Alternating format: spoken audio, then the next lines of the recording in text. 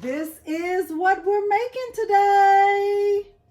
Hello everyone and welcome to Crafting with Delonda. It's me again, Delonda, and thank you so much for joining me today. In today's tutorial, I am going to demonstrate how to combine denim and rhinestones on your shirt with my newest template. Now I'm going to show you all the things, and at the end of the video, please remember to do the things if you find it helpful. Those things are liking the video, subscribing to my channel, and turning on the bell for notifications because I do upload new content every single week. Now, without further ado, let's look at the materials and dive right in to Cricut Design Space. I originally put the template on a black shirt, and honestly, I did not love the look of this shade of denim on black. And after talking with Eve, she suggested that I try it on white. So that's what we're going to do today. I'm going to use the same template, but this time I'm going to use a white shirt. So let's look at the materials. I'll use my Cricut Maker. I'm using a Gildan cotton shirt, 100% cotton. I'm going to switch out the fine point blade for the fabric blade, and I'm going to use this denim that I purchased from Hobby Lobby. I do have this darker denim that I purchased back when Joann Fabrics was still open, but I'm going to just stick with what I started with and maybe use the darker fabric at a later time. I'm going to use my green standard grip mat. I'm using Icy Crystal AB rhinestones in SS10. I'll use rhinestone flock, and I'll use this hot fix tacky tape to transfer the rhinestones from the flock to the fabric. And I'll also use my 16 by 20 auto open heat press, and this is what the template looks like. Now the template does come with an optional outline, if you will, but we'll get into that. Now let's go ahead and go into Cricut Design Space. We are in Cricut Design Space, and the first thing I want you to notice is that when you purchase this bundle or these files, you actually get 3 files. You get one file that does not have the additional outline included, and it just says Denim Bling, and you'll notice that there's one layer of rhinestones inside the word denim. The one thing I want you to make sure to do is to pay attention to the size of the template. If you're planning to use the template without the optional outline, the size of it is 10.896 by 11.250. Make sure you write that down or just pay attention to the size that's included in the template. Now, if you do want to add the optional outline, which is what I'm going to do in this tutorial, make a note of the size of the outline. It is 10.772 by 6.837. The reason why I did it this way is because you might not want the additional outline, or just in case you want to add the outline in a different color. Now, for the third option, if you just want to bring all of it in together, you can do that without trying to bring in 2 different files. Now, the size of the template with the optional outline already included is 10.932 by 11.251. Okay, so no matter which files you decide to use, make sure they are in at the right size. So if they come in at the wrong size, unlock the proportions and enter the numbers that are included in the template. I've decided that I am going to use the template with the optional outline separate from the full file. So I'll delete the one that comes in completely and just work with the other one. Now, for my cut settings, typically with my rhinestone templates, I cut my flock on heavy cardstock with more pressure. I use that and it works for me 99% of the time. For the denim, I am going to attach the heat and bond, and I will use a setting called Denim Bonded. Okay, we'll do everything else back on the camera.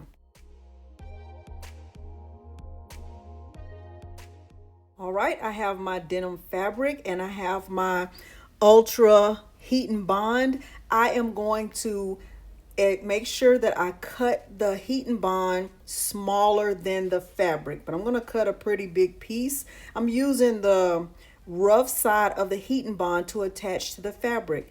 Right here, you'll see me cutting the fabric. I'm just using my regular schmegular scissors. And once I have this cut, I'll go over to the heat press and press this on 285 degrees for 15 seconds.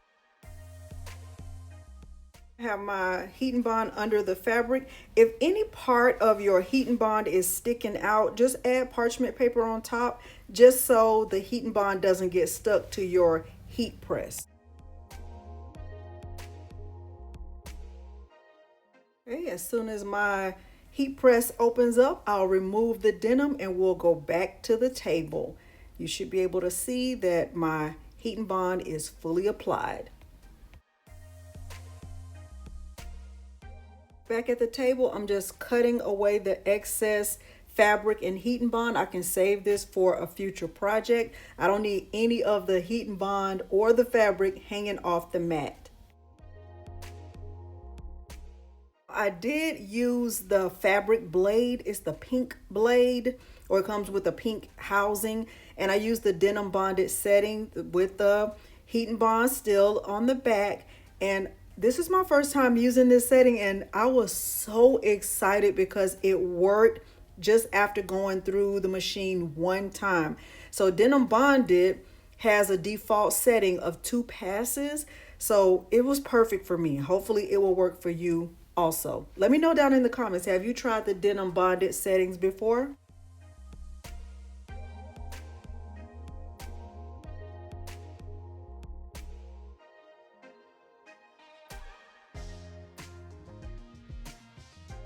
The cut was literally perfect. I love it so much. Now let's head over to the heat press and prepare the shirt.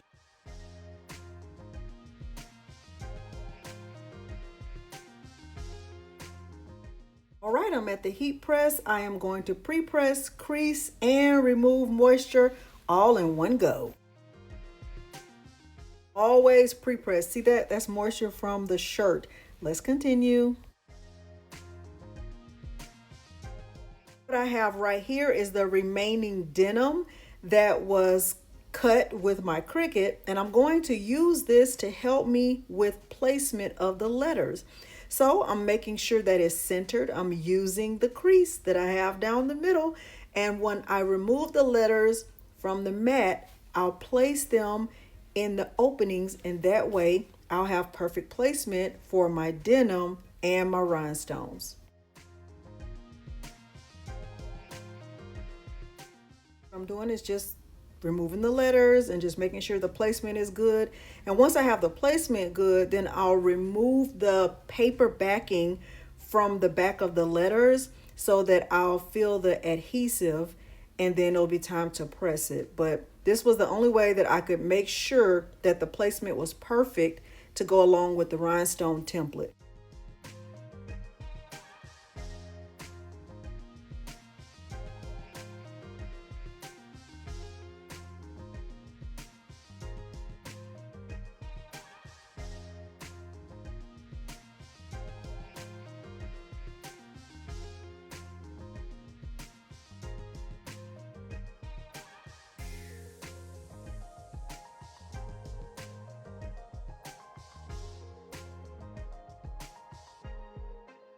Now what I'm doing is just removing that paper backing to reveal the adhesive, and you should see a shiny side. It should look shiny once you remove the paper. I'm going to speed this part up and get the backing removed, and then I'll press.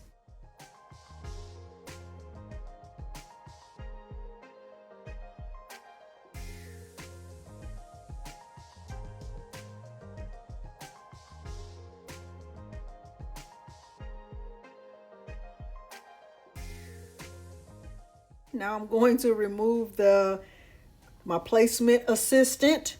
Come on, placement assistant. And then I'll press. All right, everything looks really good, and I can tell you I'm already excited about this.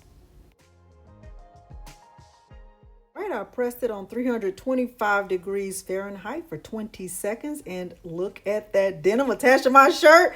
Let's go back over to the table and continue. Since my template is already cut, I thought it would just be best for me to give you an overview of how I cut. Typically, I'll just get my rhinestone flock, I place it on the mat with the backing still on the mat, and I use the heavy cardstock with more pressure settings. So I'm writing it down, and if I were to really cut this, I would just put the mat inside and I would get started. However, this is my template. It has already been cut. It already has the optional outline on the back, and I am ready to get started with brushing it in. Now here's my shirt. It has the denim fabric on it, and honestly, that cut is cleaner than I could have ever hoped it to be. I'm going to pour a generous amount of rhinestones. Remember, I'm using Icy Crystal AB in the SS10 size. Now I'm going to start out slowly just brushing this in, but I'm going to speed this part up and then continue brushing until all of my rhinestones are face up and I don't have any extra rhinestones on my template.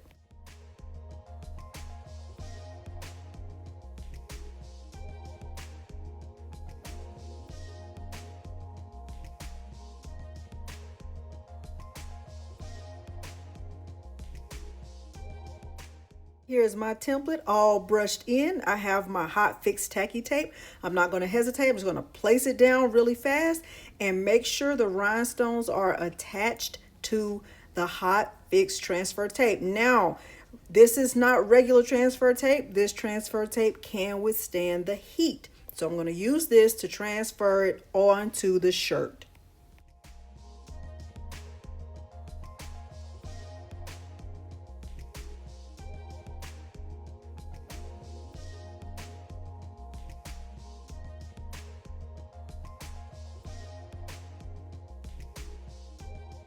Here's my shirt, and I am going to place the template on top, making sure that I'm lining it up with the denim fabric that's already there. And this already looks really, really good. And if you could really hear what was going on in my head, you would just be like, this girl is crazy. Yes, she is. This looks really good to me. And now I'm ready to go ahead and press it. Now I have increased the temperature on my heat press to 350 degrees Fahrenheit for 20 seconds. Let's go back over to the heat press.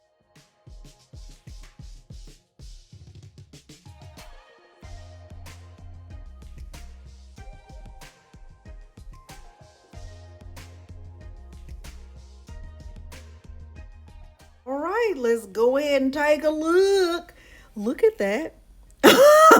Look at that denim and bling. OMG. Those Icy Crystal AB rhinestones on top of the denim is doing the things. Now, this is where we can come to a stop. We can decide that we like it just like this and we don't need the extra layer. Or we can continue and add the second layer. But once it's down, we can't take it up. I'm going to go with the second layer. I'll take 2 layers for 200, Alex. Okay, all right, and we're back. So I'm going to brush this in quickly, and then we will go ahead back over to the heat press, and we'll press this, and then we can make a decision about which one looks the best.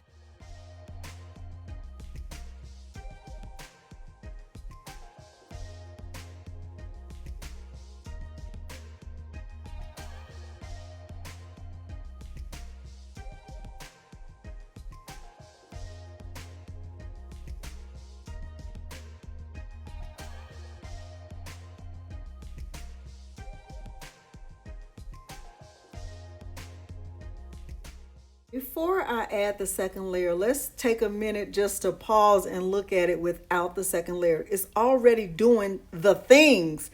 But let me know down in the comments, do you think I should continue? Would you have stopped there? What are we thinking right here? Already decided for you in this situation. I am going to add the second layer, and then we can, kind of compare at the end, like, do we like it with one layer or do we want the optional layer? That's why I created the template like this, just so we can have a choice. Like, yes, I want to do all the bling, or subtle bling is enough bling. We can decide. Either way, let's go back over to the heat press so I can press this second layer and we can take our final look. Press that second layer for 350 degrees, once again for 20 seconds. And then we will go back and take a look and make a decision. All right, here we are at the peel reveal. That's, oh, look at that. Now, wait a minute now. Okay. All right, look, wait a minute. Now, let me know. Should I have just kept the one layer, or are we feeling the two layers? Like, what are we thinking? What are we feeling? How are you going to personalize this when you brush this template in? I want to know all the details. I love this so much. I really do. I honestly like the white one better than the black one, but let's take a look at the black one. Because remember, the black one was the first one I made, but the white one is giving glamour. It's giving everything. It's giving, look at me, it's giving bling. All right, so here's the black one. Now the bling is still doing the thing, but I don't like that. I still don't like that color of denim. At any rate, hopefully you did find this tutorial helpful. If you did, please don't forget to do the things. Like the video, subscribe to my channel, and turn on the bell for notifications, because I do upload new content every single week. Thank you so much for joining me today, and thanks for watching. Bye.